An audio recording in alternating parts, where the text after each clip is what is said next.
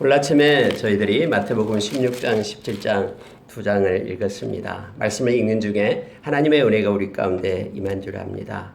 여러분 16장에 보면은요, 바리새인과 사두개인들이 와서 예수님을 시험하는 장면으로 시작이 됩니다. 여러분 그때 당시 바리새인과 사두개인들이 있었는데요, 주로 권력층은 사두개인들이 권력층을 잡고 있었습니다. 그러니까 뭐 대제사장, 제사장 이쪽은 다 사두개인 쪽이었습니다. 바리새인들은 이제 율법을 지키고 율법주의자로 있었죠. 세력은 더 바리새인들이 더 많았습니다. 그러니까 바리새인들은 일반 사람들하고 거의 그쪽 편에 속해 있다. 일반 사람들과 더 친분을 가지고 있던 쪽이 바리새인들이었고요. 스스로 가장 하나님을 잘 섬긴다라고 생각하는 사람들이었습니다. 그리고 특히 사두개인들은 부활이 없다라고 믿는 사람들이었어요. 그러니까 이 세상에서의 받은 축복이 최고라고 여겼죠. 그래서 이 세상 권력과 야합하고 또 이 세상에서 권세를 부리고 많은 돈을 벌고 뭐 그러면은 하나님의 축복이 최고라고 생각했기 때문에 대부분 다 이렇게 해롭과 또 서로 이렇게 연합하면서 지도층에 있었던 주로 사람들이 사두개인 사람들이었습니다. 이 사람들이 와서 예수님께 시험하는 거예요. 당신이 만약에 메시아다면은, 그리스도라면은 우리에게 표적을 좀 보여달라라는 거예요. 무슨 표적이냐면은 하나님의 아들 되는 표적. 당신이 이 세상에 오신 메시아라는 표적을 좀 보여달라라고 예수님께 요청을 합니다. 그랬더니 예수님께서 이렇게 말씀하신 거예요. 너희들이 아침에 하늘을 보고 이 붉고 흐리면은 오늘은 날이 굳겠다 하고 저녁에 하늘이 붉으면은 날이 좋겠다 이렇게 보지 않느냐 하면서 예수님께서 한 말씀을 하시는데 이거예요. 너희가 날씨는 분별할 줄 알면서 시대의 표적은 분별할 수 없느냐 이렇게 말하는 거예요. 시대의 표적을 분별하라 라고 말하는 거예요. 여러분 우리가요, 세상을 살아가면서 세상에서 나타나는 일들이 우리와는 상관없다라고 눈을 닫으면 안 돼요. 예수님께서 지금 하시는 말씀이 시대의 표적을 분별하라라고 말하거든요. 너희들이 날씨는 볼 줄 알면서 왜 시대의 표적은 분별하지 않느냐라고 말하는 겁니다. 그래서 여러분 우리가 이 세상 살아가면서 여러 가지 일어난 일들이 있잖아요. 이걸 놓고 하나님 앞에 우리가 기도하며 나가야 됩니다. 하나님, 지금 미국과 지금 중국과 여러 가지 관계가 이렇게 됐는데 뭐 우리는 이것은 상관없고 우리는 이 믿음만 가지고 있으면 된다라고 생각하면 안 돼요. 예수님께서는 이렇게 말했어요. 시대의 표적을 분별하라 라고 말합니다. 그러면서 이 시대가 악하고 패역하고 음란하고 그것으로 달려가고 있는 그러한 시대적인 표적을 보라라는 거예요. 다시 말하면은 말씀으로 세상을 조명할 수 있는 능력을 가질 것을 예수님은 요청하고 있는 거예요. 우리가 이 말씀을 읽을 때 우리의 마음 가운데 우리가 이 세상에 살고 있기 때문에 이 세상에서 나타나는 것들에 대해서 우리가 말씀으로 조명하고 하나님의 마음을 가질 것을 성경은 요청합니다. 시대의 표적을 분별하지 못하느냐 하면서 꾸짖고 있는 거예요. 그러면서 예수님께서는 너희들에게 메시아라는 표적을 내가 하나님의 아들이라는 표적을 보여줄 것은 요나의 표적밖에 없다라고 말하는 거예요. 여러분이 요나의 표적 잘 알잖아요. 그가 하나님의 명령을 어기고 다시스로 가다가 막 풍랑을 만나죠. 그러나 그가 바다에 던져졌죠. 그리고 큰 물고기가 그를 3일 동안 그의 뱃속에 가두고 있었잖아요. 그리고 다음에 3일이 지난 후에 토해내가지고 다시 니느웨로 가서 하나님의 말씀을 증거하고 또 그들이 회개하는 그런 내용이 요나의 표적이잖아요. 예수 그리스도께서 내가 요나의 표적을 너희에게 보여주겠다고 말하는 거예요. 다시 말하면 십자가에서 죽으시고 그다음에 땅에 들어가서 3일 동안 죽었다가 다시 살아나서 많은 이들을 하나님께로 이끌고 또 구원을 얻게 하는 이 요나의 표적을 내가 보여주겠다라고 말씀하시고 예수님이 그렇게 말씀하시고 십자가에서 실제 그 표적을 보여주었음을 우리는 압니다. 여러분 우리가 이 말씀을 읽으면서 우리는 시대를 분별하는 그러한 능력을 우리가 갖기를 원하고요. 이걸 놓고 하나님이 주신 마음을 가지고 말씀으로 조명하며 살아가기를 원합니다.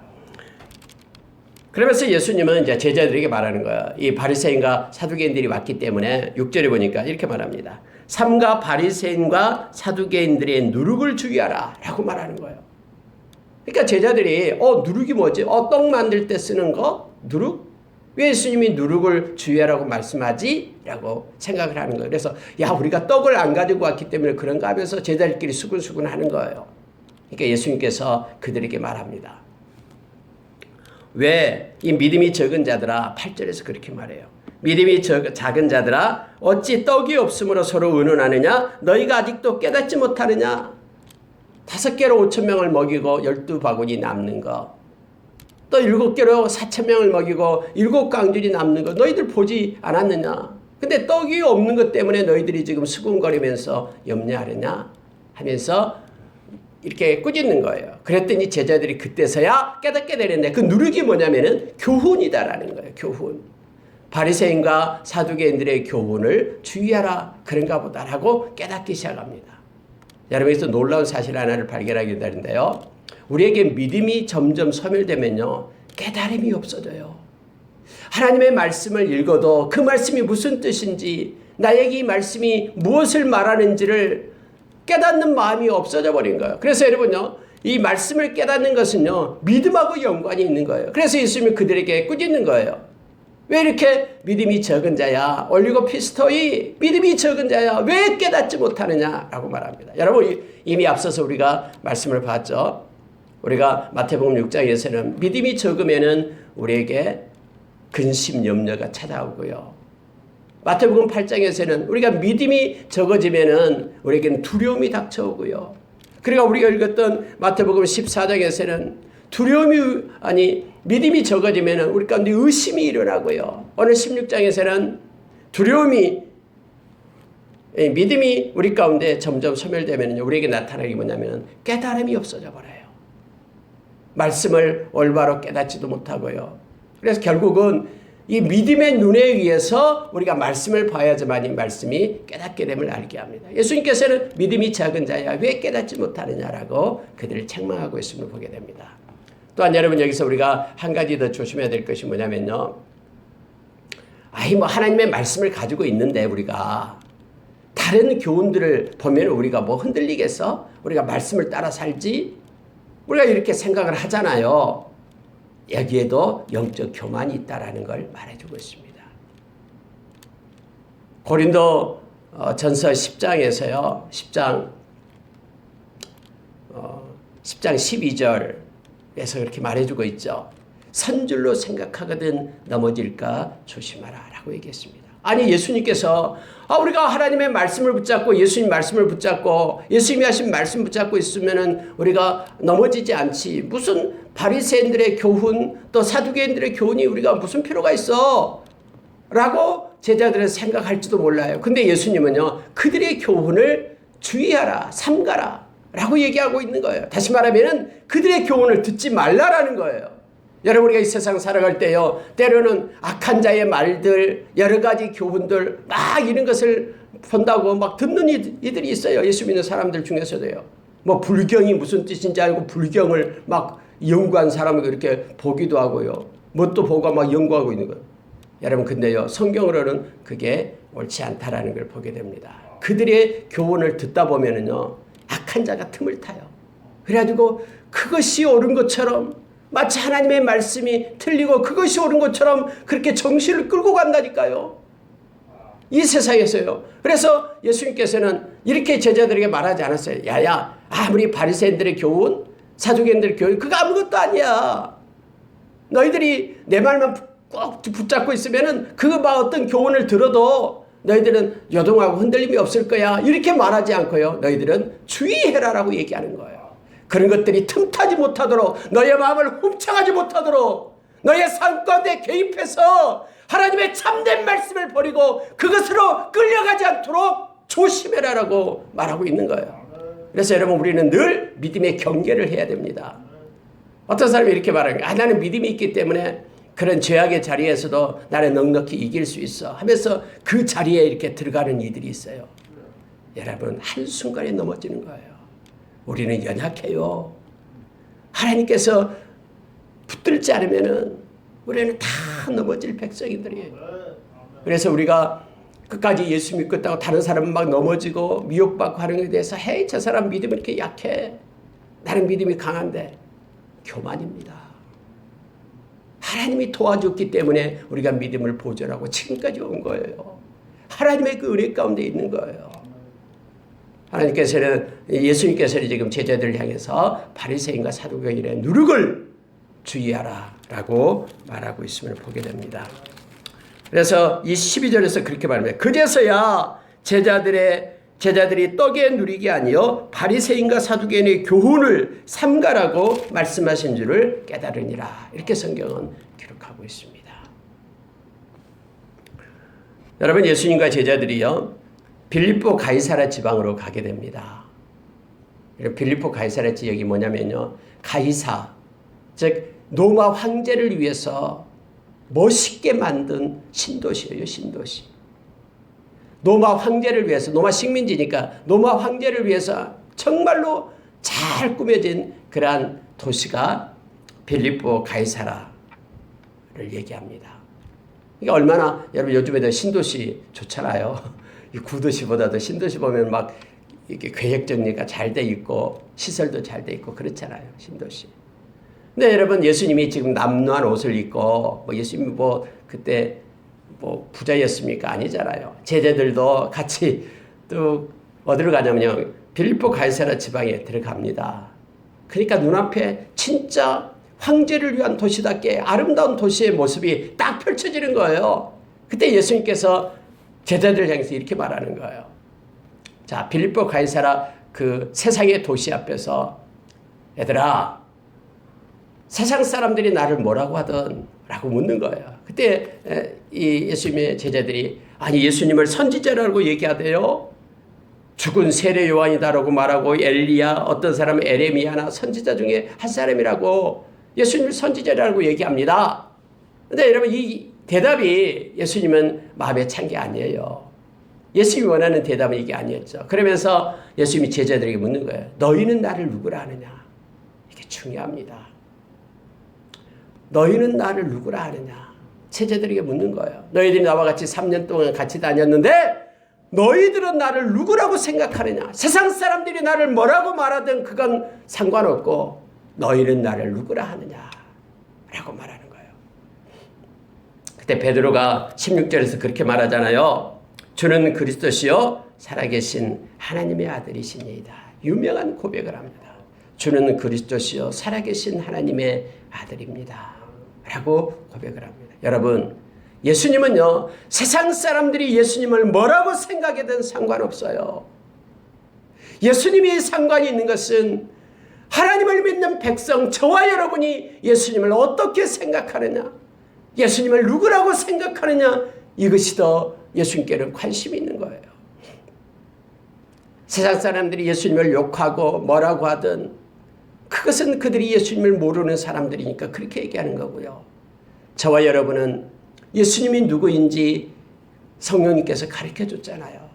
그래서 우리가 나는 예수를 누구라 하느냐? 이것은 중요한 질문입니다. 여러분 자신은 예수님을 누구라고 고백하고 있습니까? 베드로처럼 주는 그리스도시요 살아계시는 하나님의 아들입니다 라는 고백이 있습니까? 주만이 그리스도라는 것은 메시아예요. 구원자라는 뜻입니다. 주님만이 나를 구원해 주실 분이고, 그래서 주님만 믿고 따르며 주님은 살아계신 하나님의 아들입니다. 살아계십니다. 하나님의 아들입니다라는 고백. 하나님의 아들입니다라는 것은 하나님입니다라는 고백을 우리가 하나님께 드리는 거예요. 여러분, 이러한 고백을 했던 사람들이 있죠. 마르다가 그렇게 고백을 했죠. 저는 그리스도십니다. 다시 오실 하나님의 아들입니다. 도마가 그렇게 고백을 했죠. 이 도마야, 손 내밀어서 나의 옆구리 만져봐라. 그리고 믿는 자가 되라. 했을 때 도마가 주는 하나님이십니다. 이렇게 고백을 하는 게 하나님이십니다.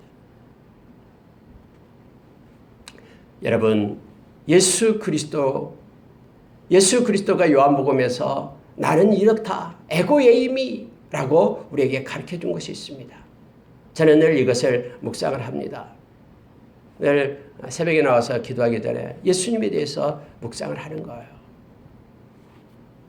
요한복음 6장 30절에서 예수님은 스스로가 이렇게 말합니다. 세상에 그 어떤 것도 나는 이렇다라고 말한 그런 종교가 없어요. 오직 예수님만 그래요. 나는 생명의 떡이다. 나에게 오는 자는 결코 줄이지 않고 나를 믿는 자는 영원히 목마르지 않을 것이다. 예수님은 요한복음 8장 12절에서 나는 세상의 빛이다. 나를 따르는 자는 어둠에 거하지 않고 생명의 빛을 얻을 것이다. 나는 양의 문이다. 나로 말미암아 구원을 받고 들어가며 또한 들어가며 나가며 꼴을 얻을 것이다. 나는 선한 목자다. 내 양을 알고 내 양이 나를 아는 것이 아버지가 나를 알고 내가 아버지를 아는 것과 같으니 나는 너희를 위하여 목숨을 버린다. 양떼를 위하여 목숨을 버린다라고 말합니다. 나는 부활이요 생명이다. 나를 믿는 자는 죽어도 살겠고 무릇 살아서 나를 믿는 자는 영원히 죽지 아니하리라. 나는 길이요 진리요 생명이니 나로 말미암지 않고는 아버지께로 올 자가 없다. 나는 선한 목자다. 나는 포도나무에 너희는 가지니 그가 내 안에 내가 그 안에 있으면 그 사람은 열매를 많이 맺나니 너희가 나를 떠나서는 아무것도 할 수 없다. 여러분, 나는 무엇이다. 나는 무엇이다. 주님은 직접 우리에게 그렇게 가르쳐 줬어요. 근데 우리 그 주님을 우리는 믿지 못하고 있는 거예요. 생명의 떡이신 주님은 절대로 우리를 줄이거나 목마르게 하지 않습니다. 그분 세상에 비친 그분은 우리를 빛의 자녀로 삼고 우리를 어둠에 거하도록 내버려 두지 않습니다. 주님을 따르겠다고 작정하면 그분은 우리를 보호하시고 빛 가운데로 인도하셔서 빛의 열매인 착함과 의로움과 진실함 속에 우리를 세우십니다. 그분은 포도나무 되시기 때문에 가진 우리에게 자양분을 공급해서 우리로 하여금 열매를 맺게 하십니다. 그 좋으신 분이 우리 주님이셔요. 오늘 여러분, 주님이 우리에게 와서 너는 나를 누구라 하느냐? 정말로 구원자이신 그리스도임을 우리가 고백하고요. 정말로 그분은 살아계신 하나님이심을 고백합니까? 요한 1서에서는 예수님을 참 하나님이라고 말하고 있습니다. 그분은 하나님이십니다. 요한복음 1장에 보면은 말씀이 있었다고 하죠. 태초에 말씀이 계시니라. 이 말씀이 하나님과 함께 있었고 라고 말합니다. 여러분, 말씀과 하나님이 함께 있었다고 말합니다. 이 말씀이 곧 하나님이다 라고 말하고 있죠. 예수님은요, 성부 하나님과 동등된 하나님이셔요. 그분이 육신을 입고 우리를 구하기 위하여 이 땅에 오신 분임을 알게 합니다. 여러분, 이 베드로가 주는 그리스도시요 살아계신 하나님의 아들입니다 라고 고백을 하니까 예수님이 이 고백을 듣고 계신 거예요. 잠깐 히트전 좀 꺼주실래요? 그래서 주님께서는 바요나 시몬아 네가 복이 있다. 이를 내게 알게 한 이는 혈육이 아니라 하늘에 계신 내 아버지다. 네가 지금 고백하는 거 이거 너 스스로 만든 말이 아니다라는 거예요. 너 생각 속에서 나온 것이 아니라 지금 하나님께서 너 생각 속에 들어가서 너 마음을 주장해서 하나님이 그렇게 말씀하신 것이다 라고 지금 예수님께서 말하고 있어요. 왜요? 이 말씀을 읽고 있는 저와 여러분을 위해서요. 이것을 기억하라라고 우리 주님은 말씀합니다. 그러면서 여러분 18절에서 그렇게 말하고 있죠. 내가 내게 이르노니 너는 베드로라. 내가 이 반석 위에 내 교회를 세우리니 음부의 권세가 이기지 못하리라. 엄청난 말씀을 예수님께서 선포하십니다. 내가 내게 이른다. 너는 베드로라. 베드로는 반석을 얘기하죠. 페트로스, 반석을 얘기합니다. 내가 이 반석 위에 내 교회를 세우리니. 그래서 많은 사람들은 특히 천주교에서는 이것을 문자 그대로 해석을 해가지고 베드로가 일대 교황이 되고요. 베드로 위에 교회가 세워진 걸로 생각해요. 아니에요. 문맥을 보시기 바랍니다. 위에 문맥을 보면 베드로에게 이렇게 묻잖아요. 제자들에게 너희들은 나를 누구라 하느냐? 그리스도시요 살아계신 하나님의 아들입니다. 베드로야, 네가 방금 그 한 말 너 스스로 말한 거 아니야. 하나님이 너에게 이 말을 줬어 라고 말하죠. 예수님께서 지금 뭐에 대해서 얘기합니까? 베드로의 그 고백에 대해서 말하고 있잖아요. 그래서 여러분, 반석 위에 내 교회를 세우리니 라고 말했을 때는요, 예수님의 참된 그 정체성을 나타내주는 주는 그리스도시요 살아계신 하나님의 아들이라는 그 반석처럼 견고한 진리 위에 교회를 세우겠다라고 말합니다. 그래서 만약에 여러분 교회가요, 예수 그리스도, 구원자신 예수 그리스도가 주인이 되지 않는 교회는 교회가 아니에요. 사당입니다. 그건. 예수님이 주인이 돼야 돼요. 그리스도이신 예수님, 살아계신 하나님이 계시는 그곳, 이것이 교회예요. 왜냐하면 주님이 그곳 위에 내 교회를 세우겠다라고 말씀했기 때문에요. 음부의 권세가 절대 해할 수 없다라고 주님은 말씀하고 있습니다. 그래서 에클레시아, 이 교회는요, 세상 끝날까지 가는 거예요. 세상의 영이, 아무리 악한 영이 어떻게 할 수 없어요. 이 음부의 권세가 교회를 흔들 수가 없다라는 거예요. 에클레시아는 그래서 세상 끝날까지 계속해서 가는 것입니다. 그분의 몸된 교회는 능히 사망의 권세를 이긴다라는 뜻이에요.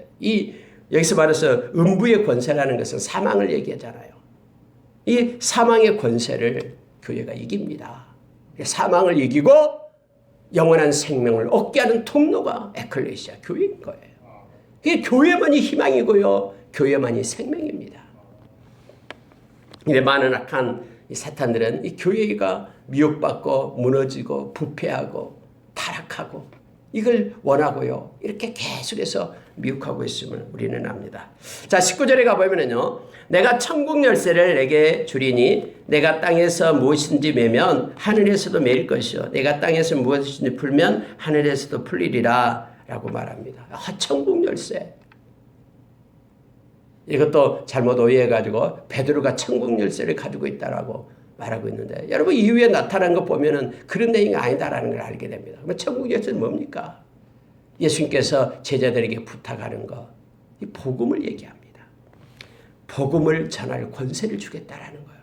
여러분, 복음이 천국 열쇠예요. 복음을 받아들이면 천국에 가고, 복음을 거부하면 천국에 못 가요. 지옥에 가고. 이 땅에서 복음을 전할 권세들을 예수님의 제자들에게 주잖아요. 이것이 마태복음 28장 19절 20절에서 말해주잖아요. 이거 바로 천국 열쇠예요. 천국의 권세, 그 열쇠를 그들에게 맡긴 거예요. 그래서 그들이 나가서 천국 열쇠를 가지고 많은 사람들의 문을 두드리는 거예요. 복음을 전할 권세, 이게 천국 열쇠를 가진 자의 내용입니다. 그래서 여러분, 이 땅에서요, 전도하고 하나님의 말씀을 전하는 것은요, 천국 열쇠를 사용하고 있는 거예요. 천국 열쇠의 권세를 지금 사용하고 있는 것이 복음 전하는 거예요. 성경에서는 우리에게 가르쳐 주죠. 마가복음 16장 15절에서 너희는 온 천하에 다니며 만민에게 복음을 전파하라. 만약에 그러면 이게 천국 열쇠인데요, 믿고 세례를 받는 자는 구원을 얻지만 믿지 않는 자는 정죄를 받는다라고 말합니다. 그러면서 믿는 자에게 이런 표적이 따른다라고 말하면서요, 예수님께서 내 이름으로 귀신을 쫓아내며 새 방언을 말하며 뱀을 집어올리며 무슨 독을 마실지라도 해를 받지 않고 병든 사람에게 손을 얹으즉 나으래. 이 말은 무슨 얘기냐면요, 천국 열쇠를 가지고 이것을 행사하는 자에게 하나님께서 권세를 입혀주겠다라는 뜻이에요. 권능을 입혀주는 것입니다. 우리도 이 세상에 있을 때 우리가 통로가 되고 이 천국 열쇠를 많이 사용해서 많은 이들이 천국에 이르는 그런 은혜가 우리 가운데 넘치기를 원합니다. 여러분, 21절에 가보면은 이렇게 되어 있습니다. 자, 예수 그리스도께서 자기가 예루살렘에 올라가 장로들과 제사장들과 서기관들에게 많은 고난을 받고 죽임을 당하고 제3일에 살아나야 할 것을 제자들에게 비로소 나타내시니 라고 말합니다. 그 전까지는 이 말씀을 하시지 않았다라는 거예요. 예수님께서 내가 십자가에 고난받고 죽어야 될 것이다 라는 얘기를 하지 않았다라고 얘기합니다. 그러면은 어느 때 얘기했냐 그러면은 베드로의 신앙 고백이 있은 후에 주는 그리스도시요 살아계신 하나님의 아들입니다 라는 고백이 있는 후에 예수님께서는 드디어 자기의 사역을 드러내는 거예요. 내가 이 땅에 죽으러 왔단다. 내가 곧 고난을 받고 십자가에 죽게 될 것이다. 이 말을 하는 거예요. 여러분, 예수님은 제자들의 고백을 먼저 받기를 원했습니다. 예수님이 누구라는 것, 구원자라는 것을 그들로 하여금 알기를 원하고요. 그래서 내가 구원자이기 때문에 너희들을 구하기 위해서 십자가에서 고난받고 죽는다라는 걸 가르쳐 준 거예요. 십자가는 우리가 고백, 신앙의 고백을 있을 때 신앙의 고백을 통해서 십자가가 내게 깨닫게 되고 돌아오게 되는 거예요. 여러분, 신앙의 고백 없이요, 십자가는 이해되지도 않고요, 알 수도 없어요. 예수님이 이때부터 완전히 그의 삶이 바꿔집니다. 예수님이 이제는 달라지게 돼요. 십자가로 집중하게 됨을 알게 합니다. 여러분, 그렇게 돼서요, 이 말을 하니까 베드로가 또 나섭니다. 베드로는 언제나 나서기 좋아하잖아요. 베드로가 나서서 하는 얘기가, 예수님 걱정하지 마십시오. 절대로 예수님을 십자가에 못 박게끔 우리가 내주지 않겠습니다. 아니, 예수님께서 어떻게 십자가에서 죽으셔요? 우리가 지키겠습니다. 이 말이요, 꼭 예수님을 위한 것 같지만은 예수님은 사탄이라고 얘기합니다. 사탄아, 내 뒤로 물러가라. 여러분, 여기서 우리가 인본주의와 신본주의가 나타나는 거예요. 사람은 때로는요, 인본주의로 신앙생활을 하려고 합니다. 좋은 게 좋다. 뭐 그럴 수 있지. 라고 말하면서 교회를 세우고, 이건 아니에요. 하나님을 믿는 백성은요, 반드시 신본주의가 돼야 됩니다. 하나님이 아니라 그러면은 아닌 거예요. 인정에 의해서, 우리의 어떤 정서나 경험에 의해서 사람 중심으로 교회가 세워지고 유지되면 안 됩니다. 여러분, 베드로가 얼마나 예수님을 위하는 마음입니까? 예수님이 죽다니요. 죽을 수 없어요. 우리가 절대로 예수님 십자가에 죽게끔 하지 않겠습니다. 하나님의 뜻을 모를 때는 이렇게 된다라는 거예요. 때로는 인간적인 생각으로 무슨 일을 하고 하잖아요. 근데 우리는 하나님의 뜻, 하나님의 마음을 모르는 상태에서는 그렇게 할 수 있어요. 그래서 여러분, 신앙은요, 신본주의입니다. 하나님을 바라보고 하나님의 뜻이 먼저예요. 내 마음대로 하나님을 섬겨서는 안 돼요. 그럼 이것이 인본주의가 돼버리는 거예요. 말씀에 기록된 대로 우리는 하나님을 섬겨야 돼요. 그래야지 신본주의 신앙으로 우리가 살 수 있는 거예요. 베드로가 지금 자기 생각으로 예수님을 위한 척하면서 예수님 십자가에 못 박게 해서는 안 됩니다라고 항변했다라고 얘기하더라고요. 항변. 막 그렇게 자기 주장을 쏟아 놓았다라는 거예요. 그때 예수님께서는 이렇게 말합니다. 23절에서 예수께서 돌이키시며 베드로에게 이르시되 사탄아, 내 뒤로 물러가라. 나는 나를 넘어지게 하는 자로다. 네가 하나님의 일을 생각하지 아니하고 도리어 사람의 일을 생각하는도다 라고 말합니다. 차이예요. 악한 자는요, 사람의 일을 생각하게 합니다. 인본주의예요. 하나님은 하나님의 일을 기억하라고 말합니다. 베드로가 사탄이라는 뜻이 아니에요. 사탄이 너의 생각을 그렇게 지배하고 있다라고 지금 말하고 있는 거예요. 여러분, 우리도 예수 믿는 사람은, 방금 여러분 베드로가 주는 그리스도시여 살아계신 하나님의 아들입니다라고 고백했던 그 베드로, 신앙의 베드로였잖아요. 그러나 인본주의 생각을 하는 거 한순간이에요. 어떤 사람은 막 저 사람은 믿음이 좋기 때문에, 어제도 그렇고 옛날에도 엄청난 믿음이기 때문에 앞으로도 그래. 천만에요. 이건 믿음의 교만이 있으면요, 금방 무너집니다. 오히려 그가 더 핍박하고요, 예수를 반대하고 서게 되는 거예요. 우리가 늘 그래서 깨어있어 하나님 앞에 우리를 세우고 겸손함으로 우리가 신앙생활을 해야 됨을 성경은 가르쳐줍니다.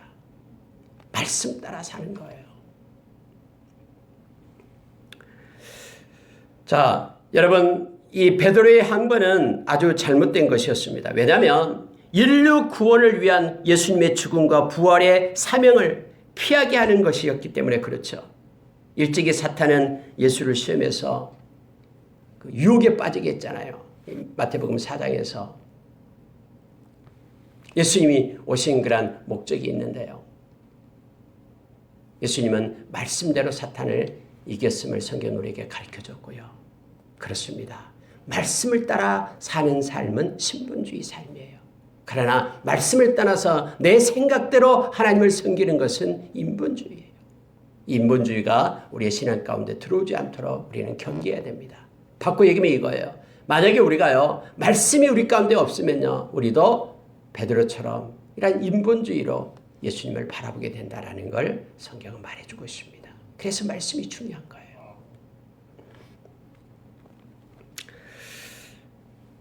자, 여러분 17장으로 가겠습니다. 17장에는 변화산 사건이 나타납니다. 이 변화산 사건도 마가복음과 누가복음에 다 기록되어 있는 것이죠. 여러분 3절 한번 볼게요. 변화산에 예수님이 베드로와 야고보가 그리고 요한을 데리고 올라갑니다. 이 세 명의 특별한 제자를 데리고 올라가죠. 자, 3절에 보니까 그때에 모세와 엘리야가 예수와 더불어 말하는 것이 그들에게 보이거늘. 여러분 성경에 있어서요, 예수님이 하나님 되심을 나타내는 그런 장면들이 많이 있습니다. 특히 예수님께서 성령으로 탄생했다는 것, 사람과 다르잖아요. 그리고 예수님의 그런 삶 가운데 이 변화산 사건이 하나입니다. 그 중에 하나예요. 예수님이 몸이 변형이 됩니다. 그리고 모세와 엘리야와 함께 서로 대화하는 내용이 나옵니다. 이 변화산의 변형 사건이 하나님 되심을 나타내는 거예요. 예수님의 십자가의 죽으심, 모든 인류의 죄를 지고 죽으신 그 예수님의 십자가의 죽음, 세 번째죠. 예수님의 부활하심, 그리고 예수님의 승천하심. 하늘로 올라가는 것은 사람들이 하는 거 아니잖아요. 그래서 이 다섯 가지가 예수님이 하나님 되심을 나타내는 사건이다라고 신학자들은 얘기합니다. 그 중에 여러분 오늘 예수님이 변화산에서 변형되신 그 사건을 지금 베드로는 적고 있어요. 이건 베드로에게 엄청난 큰 거예요. 그래서 다음에 베드로 전서에서 기록할 때요, 이제 베드로가 세상을 떠나기 전에 마지막으로 편지를 쓰고 기록한 그 베드로 전서 후서에서 이 변화산 사건을 기록하고 있어요. 내가 실제로 그때 예수님을 보았다라고 얘기합니다. 하늘의 권세를 입은 것을 내가 보았다라고 하면서 우리에게 기록해주고 있는 것을 베드로전서에서 우리가 기억하고 있죠. 여러분 보세요. 갑자기 예수님께서 모세와 엘리야와 더불어 말씀을 나눕니다. 근데 이 말씀 나눈 것을 누가복음에서는요, 누가복음 9장 3절에서는 뭐에 대해서 말씀하고 계신다라는 게 나와요. 별세에 대해서 말씀했다라고 얘기합니다. 예수님의 죽음에 대해서 말했다라고 성경은 기록하고 있어요. 여러분 모세는 앞에 있는 그 모세오경을 말하죠. 엘리야는 선지서를 얘기합니다. 그러니까 모세를 말하자면은 굳이 말하면 제사장, 그리고 엘리야는 선지자를 대표해서 말하고 있는 거예요. 그리고 예수님은 모세에서 나왔던 모세오경 구약이죠. 그리고 선지서, 예언서 모든 것들이 예수님의 별세로 인하여 완성됨을 성경은 상징적으로 이 말씀에서 보여주고 있는 거예요. 여러분 별세라고 얘기할 때 별세를 엑소더스와 같은 단어를 쓴다 했죠. 출애굽과 같은 거예요. 예수님께서 죽음으로 인하여 이 땅의 모든 죄악을 깨트리고 죽음의 권세를 깨트리고 우리를 끌어서 출애굽시키는 하나님의 나라로 옮기는 그런 대사건을 말하고 있는 거예요. 그래서 예수님의 십자가의 사건은요, 마치 애굽에서 노예 생활했던 그들을 끌어서 가나안 땅으로 인도한 것과 똑같은 이 땅의 모든 열방의 인류의 모든 하나님의 택한 백성들을 천국 백성으로 옮기는 사건이 바로 십자가의 사건이죠. 그 일을 지금 말하고 있다는 걸 보게 돼요. 그래서 베드로와 이 제자들이 깜짝 놀랍니다. 덜덜덜 떨고 있는 거예요. 이런 일 처음 보니까. 그때 빛난 구름이 그들을 덮습니다. 구름이 막 빛이 나요. 그래서 구름 속에서 하나님의 말씀이 있습니다. 5절에서 그렇게 말해주고 있습니다. 이는 내 사랑하는 아들이요 내 기뻐하는 자니 너희는 그의 말을 들으라. 하나님 아버지께서요 제자들에게 하는 말씀이 뭐냐면요, 너희는 그의 말을 들으라. 그의 말씀을 순종할 것을 말해주고 있어요. 나의 사랑하는 자다, 내 기뻐하는 자다, 너희는 그 말을 들으라 라고 말합니다. 예수님의 말씀은 생명이기 때문에 그래요. 이 땅에서 하나님의 백성이 가장 해야 될 일이 주님의 말씀 듣는 거예요. 말씀 따라 사는 삶이 믿음이고 이 말씀을 순종하는 것이 믿음임을 성경 말해주고 있죠. 요한복음 3장 36절에서요. 가장 존귀한 것이 하나님 말씀 듣고 말씀 순종하며 사는 것임을 우리에게 말해주고 있습니다. 이렇게 해서 여러분 변화산에서 이렇게 내려와요. 예수님의 제자들과 함께 밑에 내려와 보니까 산 밑에서 막 큰일이 벌어집니다. 어떤 한 사람이 아들을 데리고 왔는데 간질병 걸려요. 막 떠오는 병이 있잖아요. 간질병.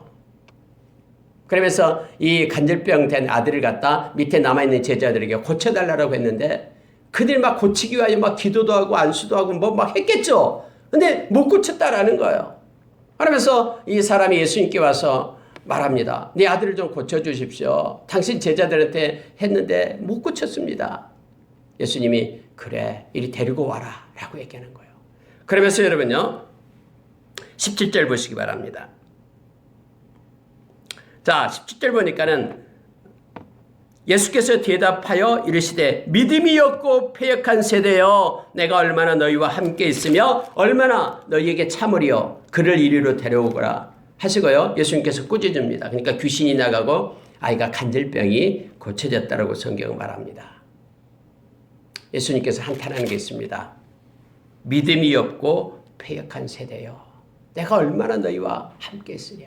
예수님이 곧 떠날 때 되는데 믿음으로 살지 못한, 믿음으로 행하지 못한 그들을 향해서 예수님께서 지금 말씀하고 있는 거예요. 그러면서 예수님이 고쳐줍니다. 그리고 나서요, 예수님의 제자들이 예수님께서 물어요. 예수님, 질문이 있습니다. 아니, 예수님은 그 귀신을 쫓아내고 고쳐줬는데 병을 왜 우리는 못했어요? 왜 우리는 못했죠? 라고 이제 예수님의 제자들이 질문을 한 거예요. 그때는, 그러니까 예수님께서 이렇게 말합니다. 우리는 어찌하여 쫓아내지 못하였나이까? 라고 말할 때 20절에서 이르시되 너희 믿음이 작은 까닭이니라.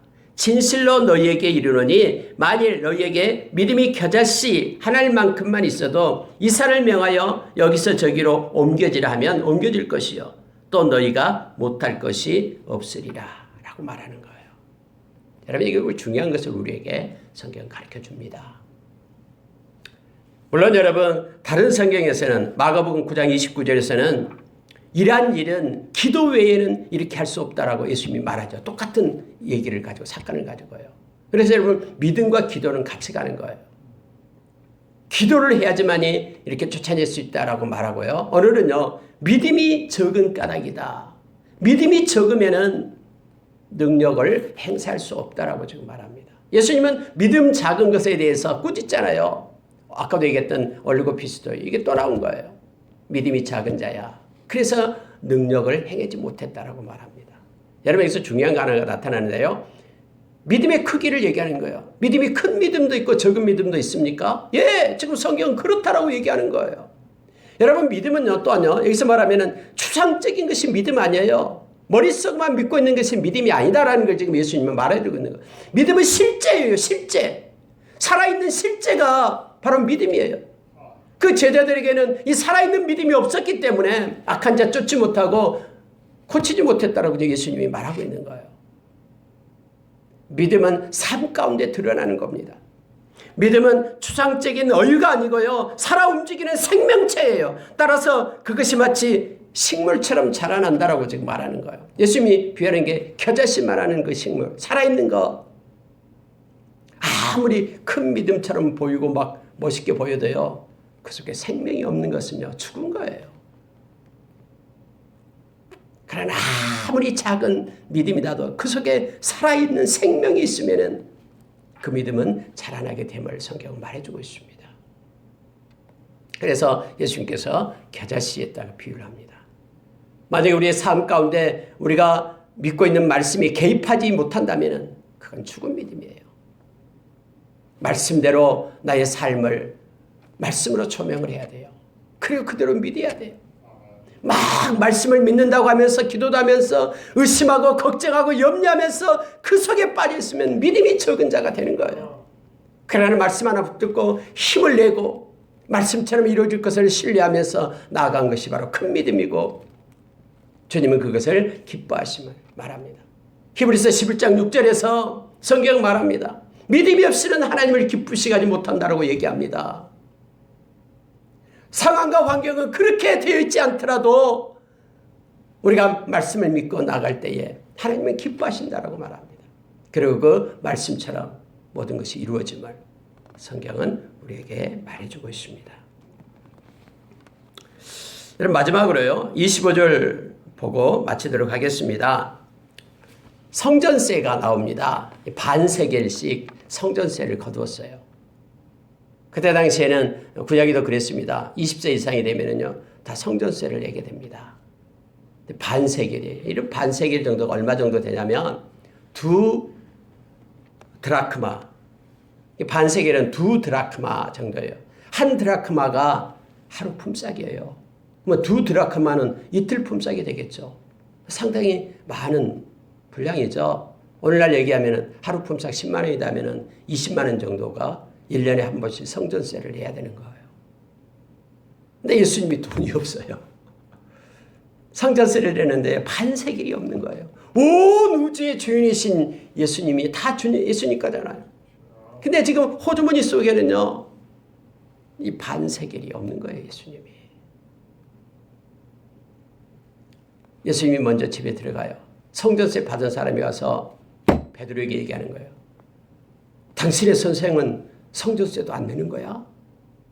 이게 베드로가 내 거야, 라고 말하는 거예요. 낸다라고 지금 말하고 들어가는 거예요. 지금 그렇게 말하고 있잖아요. 25절 보니까 내신다 하고 집으로 들어가는 거예요. 근데 호주머니에 돈이 없는 거예요. 성전세 낼 만한 돈이 없었던 거예요. 근데 이 예수님께서는 이걸 알고 있었어요. 베드로가 들어오니까 베드로야, 한 임금이 있는데 임금이 국세나 세금을 누구한테 걷냐? 자기 아들한테 국세를 내게끔 걷냐? 아니요. 타인에게 걷습니다. 라고 베드로가 얘기해요. 예수님이 주인이다라는 거예요. 왕이다라는 거예요. 근데 예수님한테 세금을 내라 한다라고 지금 말하고 있는 것입니다. 아들들은 세를 면하리라 라고 말하죠. 근데 예수님이 중요한 말씀을 또 하나 하는데 이거예요. 그러나 우리가 그들이 실족하지 않게 하기 위하여 라고 말합니다. 우리가 세금 안 내도 되는데 성전세 내가 성전이다라고 성전보다 더 크니까 여기 있다라고 예수님이 말씀했는데 안 내도 되는데 그들이 오해해서 실족할까 봐. 아니 예수님은 성전을 위해서 쓰는 돈도 내지 않는다라고. 하나님을 섬기는데 그러면서 무슨 하나님의 아들이라고 말한다고. 메시아다라고 말한다고. 이렇게 오해할까 봐 네가 성전세 내자라고 얘기하는 거예요. 예수님 방법은요. 너 빨리 가서 그 바닷가에 가서 물고기 한 마리 잡아라 라는 거예요. 물고기 올라오면은 이 주둥이를 열면은 그곳에 한 세겔이 들어있을 것이다. 그래서 네 거다고 내 거 내라 라고 말합니다. 물론 베드로가 그대로 순종했겠죠. 그럼 물고기 잡고 물고기 입에서 한 세겔 꺼내와서 성전세다. 우리 스승 예수님 거하고 내 건 낸다 하면서 냈겠죠. 이러한 사건이 여러분 이 성경에서 기록되어 있어요. 여러분 이 세상의 때는 우리가 가난하고 돈이 없고 호주머니에 아무것도 없다 해도요. 예수님도 그랬는데요. 뭐 걱정하지 마십시오. 우리 주님께서는 요한복음 10장 10절에서 그렇게 말씀했습니다. 내가 온 것은 양으로 생명을 얻게 하고 더 풍성히 얻게 하라는 것이다 라고 말했습니다. 우리 주님을 소유한 사람은요. 주님 아래 있는 그 생명을 소유한 백성이 되는 거예요. 여러분 생명이 어디 있습니까? 우리는 어디 있는지 몰라요. 그럼 우리가 알고 있는 것은 예수 그리스도 안에는 영원한 생명이 있는 걸 알아요. 그 생명을 소유하려면 예수님을 우리에게 소유하면 되는 거예요. 예수님은 온 우주의 주인이셔요. 그분이 우리와 함께 하기 때문에요. 우리는 부자입니다. 예수 믿어 이 세상 살아갈 때에 이렇게 청빌한 삶을 살았음을 우리가 기억합니다. 예수님은 또 그것 때문에 돈이 없는 것 때문에요. 막 힘들어하고 불평하지 않았습니다. 예수님은 우리를 먹이십니다. 그리고 우리를 입히십니다. 끝까지 책임지십니다. 그 좋으신 주님을 의지하면서 오늘 또 승리하는 저와 여러분 되기를 원합니다. 주님의 은혜가 우리의 삶 가운데 오늘도 임하기를 간절히 원합니다. 기도하겠습니다.